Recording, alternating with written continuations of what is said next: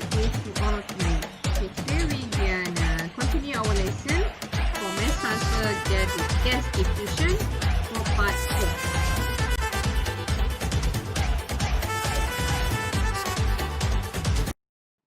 If you still remember, we already covered the cumular counter diffusion in previous class, which is as a part 1.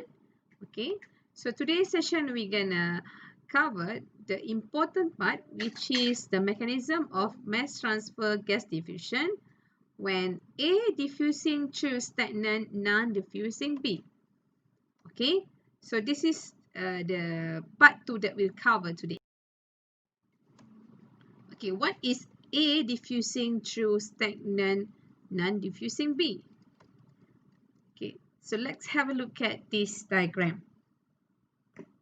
Okay, so if you can see the diagram, yeah, okay, we have two components here, which is liquid benzene at the bottom of the container and air at the top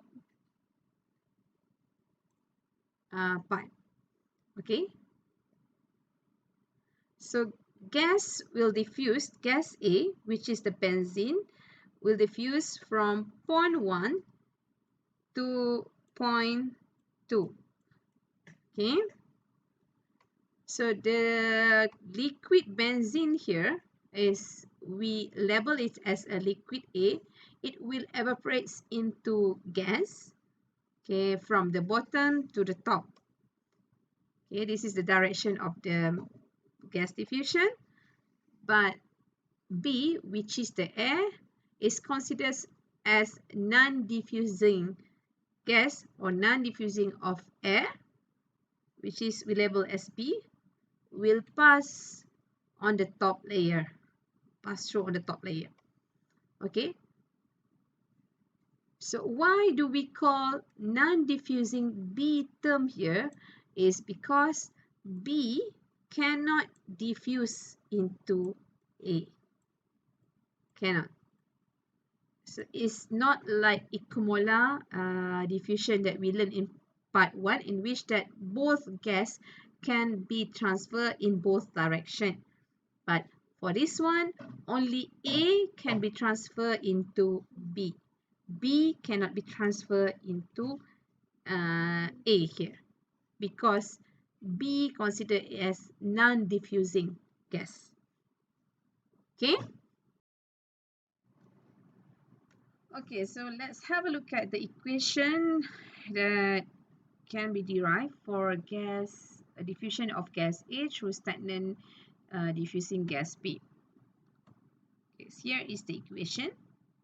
If you can see that we have two new term which is being added from the equation of equimolar counter diffusion, okay, which is terms of PBM is known as P bulk mean, pressure bulk mean, and the total pressure term. Okay, just have a quick recall on the equimolar counter diffusion equation. So if you can compare between these two equations, the terms of P and P bulk mean is kind of being added through this equation, so that it's become the equation for the A diffusing through stagnant non-diffusing B. Okay, just forget about this equation. Now let's focus for the new equation. Okay, so what is the P bulk mean term? P bulk mean terms can be derived whether in pressure of gas B or pressure of gas A. Okay, be careful with this part, because if you use the pressure of gas B, okay, the divide part is slightly different with the terms if you use terms pressure of gas A. Okay, and the total pressure here is actually represent the total pressure of gas at point 1 or at point B.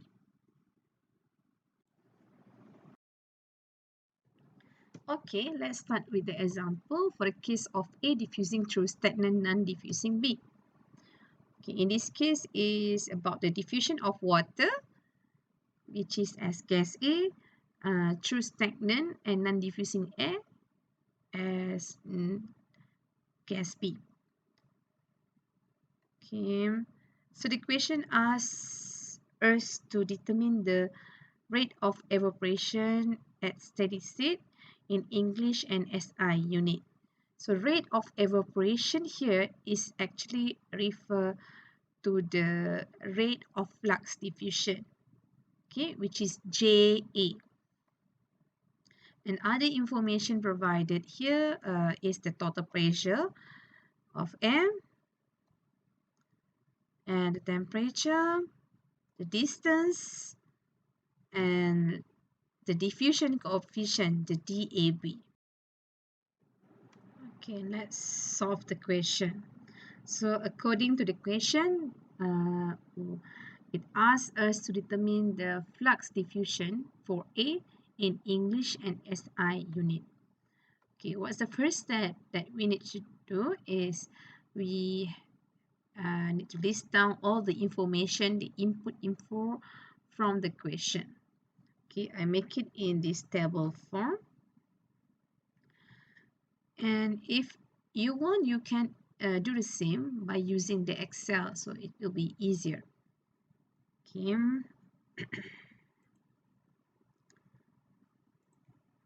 So gas A refer to water and gas B refer to air, and distance is given, T also given, and total pressure also given.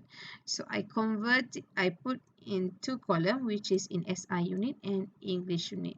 So later on, it will be easier for me to solve the JA value, the flux value in both units. The diffusion coefficient also given here. Okay, and gas constant for both of unit.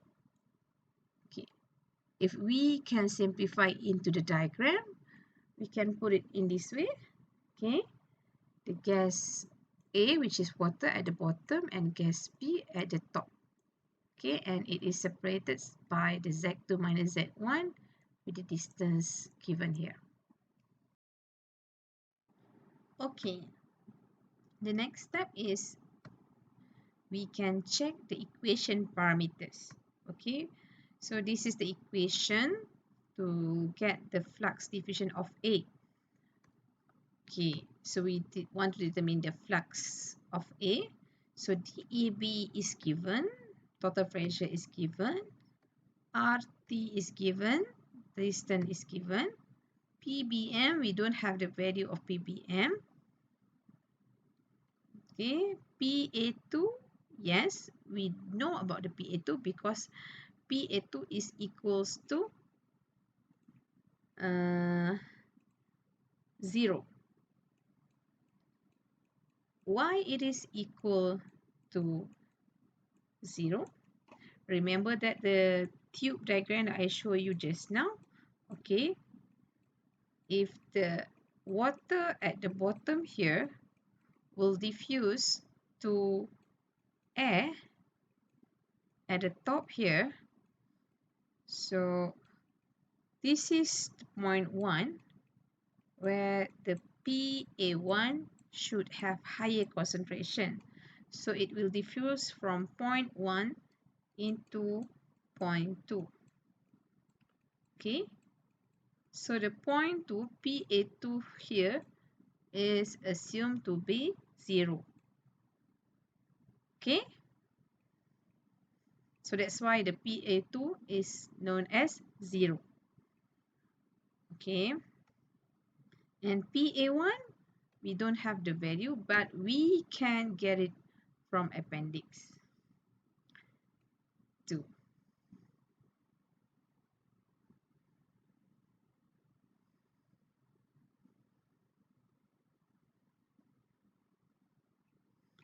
Okay, so according to the appendix here,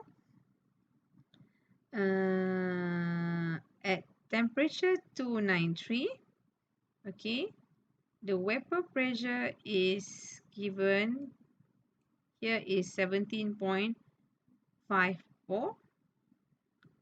in an mHg and 2.338 kilopascal unit.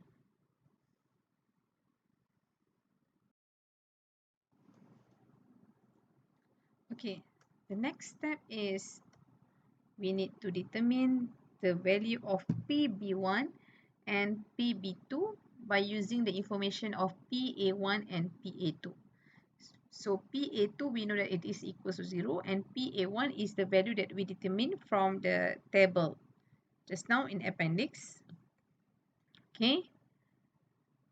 Then from the information of PA1 and PA2 we can determine the PB1 and PB2 here.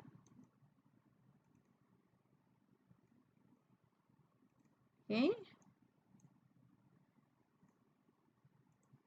Then after that we have to convert the unit in both unit in ATM and Pascal unit.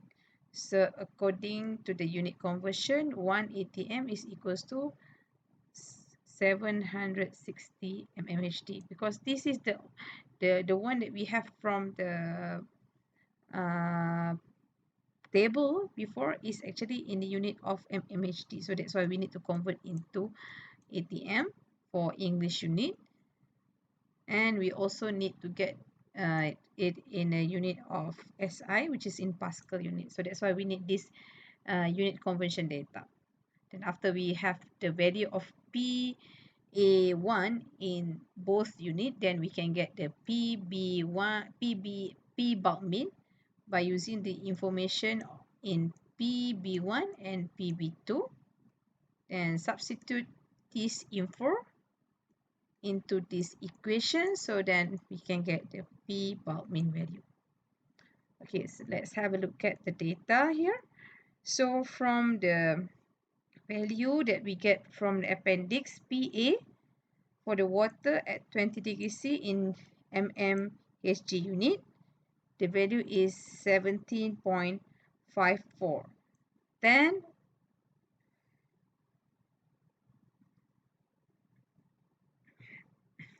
we have to convert it into English unit, which is in ATM. So it's actually the value here is get by divided with the 760. So 17.54 divide by 760. So here is the value. Okay.